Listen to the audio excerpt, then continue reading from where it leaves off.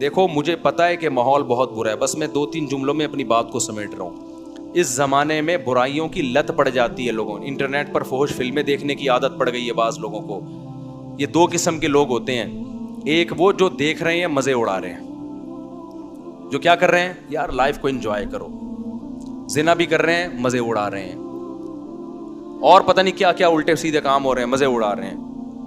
ایک وہ ہیں جو یہ کر تو رہے ہیں لیکن ساتھ ساتھ خدا سے ڈر بھی رہے ہیں. سمجھ میں آ رہی ہے بات کہ نہیں آ رہی, کہ یار میں یہ غلط کر رہا ہوں. مجھے معلوم ہے بہت لڑکے فحش فلمیں دیکھتے ہیں پھر آ کے روتے ہیں کہ یار مفتی صاحب ہم چاہتے ہیں عادت چھوٹ جائے مگر چھوٹ نہیں رہی ہے.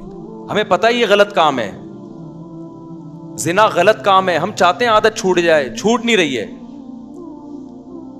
تو یہ دوسرا طبقہ ہے جو برائی کو برائی سمجھ کے کر رہا ہے, اس پہ خوش.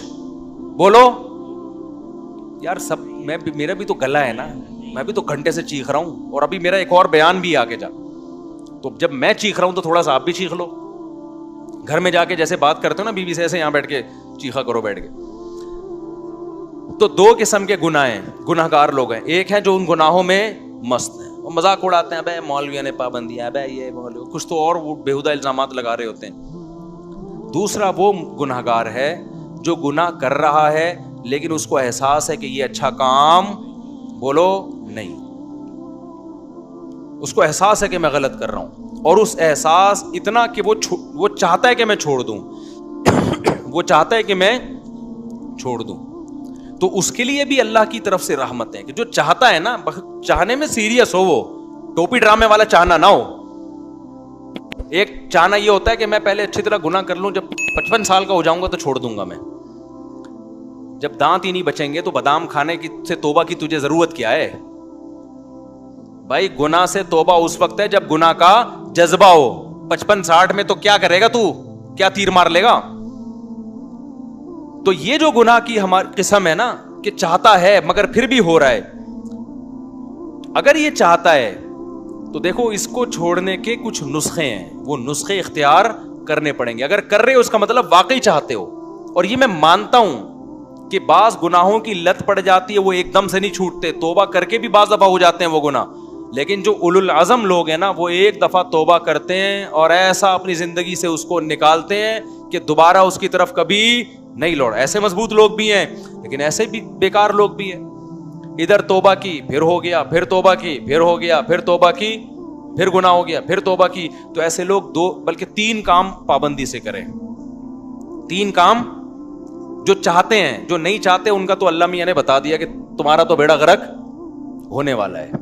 لیکن جو چاہتے ہیں نا انہوں نے 3 کام کرنے ہیں. یہ 3 کام کریں گے تو یہ اس کی علامت ہے کہ واقعی یہ چاہتے ہیں. ایک آدمی ڈاکٹر کے پاس جائے کہ میں سگریٹ چھوڑنا چاہتا ہوں لیکن لت پڑ گئی ہے, جب نہیں ملتی تو جسم ایسے ہوتا ہے, تو ڈاکٹر اس کو طریقے بتائے گا نا. ڈاکٹر کے پاس گیا بھی اس لیے کہ واقعی چاہتا ہے یہ. اب توبہ تو کر لی لیکن جب سگریٹ کی طلب ہوگی تو دل چاہے گا نا, تو جسم ٹوٹے گا. تو ایسے ہی بعض گناہ ایسے ہیں جن کی باڈی کو عادت پڑ جاتی ہے. ہینڈ پریکٹس ہو گیا, انٹرنیٹ پر فحش فلمیں دیکھنا, شراب, زنا, اس کی عادت کس کو پڑ جاتی ہے؟ باڈی کو. باڈی چاہتی ہے کہ یہ ہو. اصل علاج تو یہ کہ چھوڑ دو. جب چھوڑو گے تھوڑے دنوں میں باڈی چاہنا, بولو, ختم. کیونکہ عادت بھی تو آپ نے کر کر کے ڈالی ہے نا, تو چھوڑ کے چھوٹ جائے گی یہ. لیکن اگر پھر بھی ہو رہا ہے گناہ تو 3 کام پابندی سے کرو اگر گناہوں کی لت پڑ گئی ہے. پہلا کام کیا کرنا ہے؟ جب بھی ہو جائے توبہ لازمی کرنی ہے. اس پہ اطمینان کر کے بیٹھ نہیں جانا کہ اب ہو گیا تو چلو یار اب تو ہو گیا. اب ایسا ہے کہ 25-30 مرتبہ اور کر لیں تو پھر دیکھیں گے کیا کرنا ہے ہم نے. سمجھ میں آ رہی ہے بات کہ نہیں آ رہی؟ ہو گیا تو فوراً کیا کرنا ہے؟ اے اللہ دل سے معافی مانگو, مجھے معاف کر دے, میں تجھ سے معاہدہ کرتا ہوں کہ آئندہ یہ جرم نہیں کروں گا. پہلا کام تو یہ فوراً کرے وہ. دوسرا کام کیا کرنا ہے؟ فوراً کوئی جرمانہ یا کوئی سزا دے اپنے آپ کو.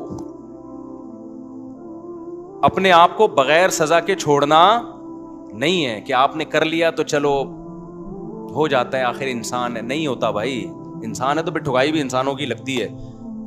اپنے آپ کو کیا دینی ہے؟ ایسی سزا دینی ہے کہ دوبارہ گناہ ہوتے ہوئے انسان کو وہ سزا کا تصور آئے کہ بیٹا یہ گناہ فری کا نہیں ہے, اس کی تجھے بھاری قیمت دینی پڑے گی. وہ سزا ہر ایک کے لحاظ سے مختلف ہوتی ہے.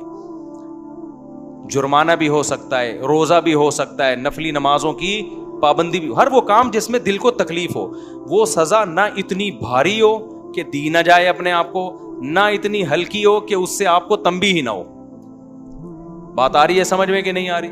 بعض لوگوں کے لیے ایک روزہ رکھنا بھی بہت مشکل ہے, تو وہ سزا میں ایک روزہ ہی رکھ لیں کہ جب گناہ ہوگا اگلے دن ایک روزہ لازمی رکھنا ہے. اور بعض لوگوں کے لیے 10 روزے رکھنا بھی کوئی مشکل, بولو نا, تو 10 روزے سزا میں رکھیں.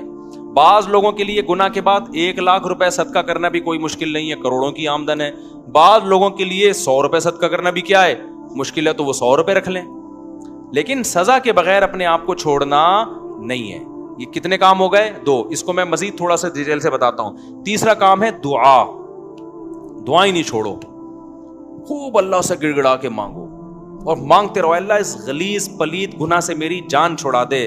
میں اقراری مجرم ہوں, باغی مجرم نہیں ہوں. میں ان لوگوں کی طرح نہیں ہوں جن کو جب آخرت سے ڈرایا جاتا ہے تو کہتے ہیں ہمیں کیا پتا قیامت ہے یا نہیں ہے. نہ میں مانتا ہوں ان الساعۃ لآتیۃ لا ریب فیہا, اے اللہ ایک دن قیامت آئے گی, تو مردوں کو زندہ کرے گا, اس گناہ پہ سزا دے گا, میں اقرار کرتا ہوں. تو اے اللہ مجھے تو اس گناہ سے بچنے کی توفیق دے دے, آسان کر دے میرے لیے اس گناہ سے بچنا. میں دعوے سے کہتا ہوں مانگتا رہے گا نا, انشاءاللہ یہ گناہ اس کی زندگی سے نکل جائے گا. بہت سے نوجوان آتے ہیں کہ ہم نے حج بھی کر لیا, ہم نے تبلیغ میں 4 مہینے بھی لگا لیے, پھر بھی گناہ نہیں چھوٹ رہا ہم سے. تو بھائی آپ کوشش میں لگے رہو گے, آہستہ آہستہ انشاءاللہ چھوٹ جائے. اگر کوشش نہیں کی نا, یہ 3 طریقے نہیں اختیار کیے, تو اس کا پتہ ہے نقصان کیا ہوگا؟ آج یہ گناہ کر رہے ہو نا, کل ایک قدم اس سے آگے ہوگا. یہ نہ سمجھو کہ آج یہ گناہ ہو رہا ہے تو یہاں یہ جو گورے ہومو سیکچولیٹی کو پھیلا رہے ہیں نا, کیوں؟ زنا کر چکے ہیں یہ, اب آگے کی طرف جا رہے ہیں یہ, اور کل ان میں محرم سے زنا بھی پروموٹ کریں گے یہ بہنوں سے, اور اللہ بچائے ایسے الفاظ لیتے ہوئے بھی ہمیں خدا کا سے ڈر لگتا ہے. یہ محرم رشتوں سے بھی زنا کو لیگل کریں گے کل, کیونکہ ان کے یہاں توبہ نہیں ہے. تو توبہ جب نہیں ہے تو ہر آنے والا دن برائی میں ایک اسٹیپ آگے ہوگا. تو یہ 3 کام جو گناہ کے عادی ہیں کریں گے کہ نہیں کریں گے؟ اس کا فائدہ کیا ہوگا؟ لوگ کہتے ہیں یار ہم تو توبہ بھی کرتے ہیں اور صدقہ بھی کر رہے ہیں, سزا بھی دے رہے ہیں, پھر بھی نہیں چھوٹ رہا. میں ان سے کہتا ہوں 2 کام تو ہو رہے ہیں نا. نمبر 1, اس سے زیادہ آگے کی طرف نہیں جا رہے. اگر یہ کام نہ کر رہے ہوتے تو پھر آگے جاتے. آگے تو اسٹاپ ہو گیا نا, اسی پہ بریک لگ گئی ہے. ایک فائدہ یہ ہوا. نمبر 2, دوسرا فائدہ یہ ہوا کہ اس گناہ کی وجہ سے جہاں برائیوں کے پلڑے میں برائی آئی ہے, تو وہ جو سزا کے طور پر صدقہ کر رہے ہو یا روزہ رکھ رہے ہو, تو ایک پلڑے میں نیکی بھی تو آ گئی نا. ابے کیا ہو گیا بھائی؟ جو خدا گناہ پہ سزا دیتا ہے وہ نیکیوں پہ جزا بھی تو دیتا ہے نا. تو وہ روزہ ضائع تھوڑی کرے گا تمہارا کہ جی چونکہ اس نے گناہ کر کے روزہ رکھا ہے تو روزہ گیا. نہ, جب وہ گناہ پہ سزا دے گا تو آپ اللہ سے کہو گے قیامت کے دن, اللہ جہاں میری ٹھکائی لگ رہی ہے تو وہ روزے کہاں گئے, اس کا بدلہ بھی تو چاہیے مجھے. تو نیکی پہ تو 10 ملتے ہیں اور گناہ پہ 1 ملتا ہے.